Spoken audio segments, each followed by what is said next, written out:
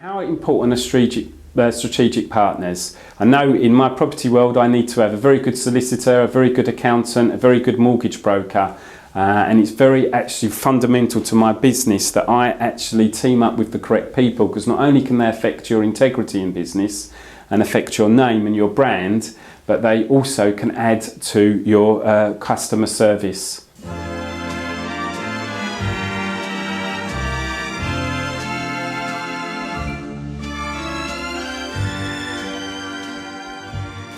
I'm then going to come forward. Obviously, you reached a certain level and your business was doing quite well.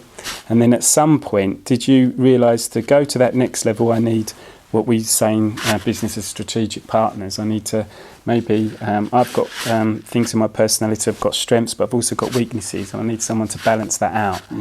Did you actually reach a point like that, or when you met David Sullivan and obviously Karen Brady came into the organisation, or was it a bit of just something that happened, or something that you sat down and visualised and thought about? No, these are opportunities that happen. They're opportunities, or they're events that happen, and it's a question of you recognising that this is a opportunity.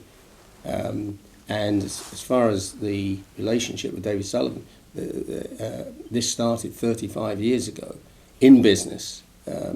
We were adversaries in business, and he rang me one day and said, we were competitors for years and years and years, and then one day I get a call from him. Never met him. He called me and he offered me a deal which was so brilliant in its, why didn't I think of it?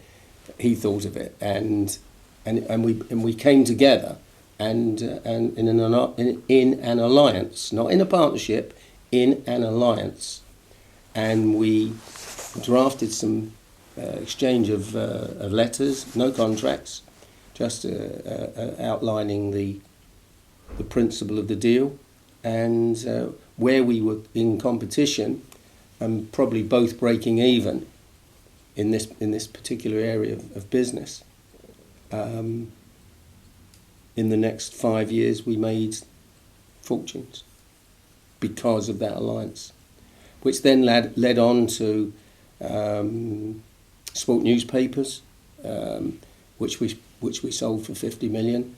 It then went on, that alliance and that relationship then went on to Birmingham City Football Club. That Birmingham City Football Club was sold for £83 million. So a good partner is, we both had our own businesses, but we came together outside of those businesses. I would have Ann Summers, David Sullivan would have a company called Roadvale, which was very, very profitable. But we came together in publishing and distribution, and then into sport newspapers, and then, as I said, into Birmingham City, and then after Birmingham City, West Ham Football Club, and that's been over a period of 35 years. So we've known each other and worked with each other, been in partnerships in certain businesses, but always retained our separate identities and interests, I suppose. Yeah. And I presume you couldn't have known, but I presume there must have been some kind of personal chemistry between you, which again is maybe a factor that people don't calculate in business, but it's much easier to work with someone if you actually trust, obviously, that builds, but that you actually personally get on. Doesn't always work. There's probably more failures in business relationships than there are successes. But if you can get that balance where two people come together with almost opposite qualities, completely opposite. David Sullivan would have qualities that I was poor at, and then vice versa. And then, of course, joined us in this adventure, not in a investment point of view, but just was Karen Brady. And so now you had three people that have been working together. I would say Karen joined us David Sullivan and my relationship is probably 35 years old. Karen would have joined us probably, yes, so Karen, David Sullivan and myself, that relationship is probably 22, 23 years old, where we've, worked together. So that is quite phenomenal. And the reason, in my opinion, I mean, David Sullivan would probably have a different view, and Karen might have a different view again. But I would say that what made that a success are a couple of things. One, mutual respect.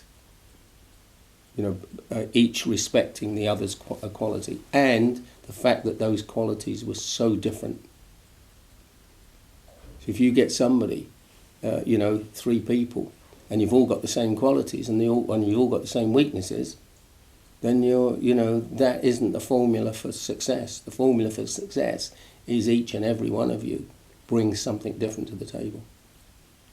Right, thank you. I mean, I take from that is that a lot of people in business limit their business by their own personalities, whereas if you bring in other personalities, as Mr. Gold's saying, you've got strengths that you haven't got, then you can scale your business up, and you may never ever be able to accomplish that if you stay and get fearful about involving people in your business. It won't grow in the same way, and you'll stay at a certain level.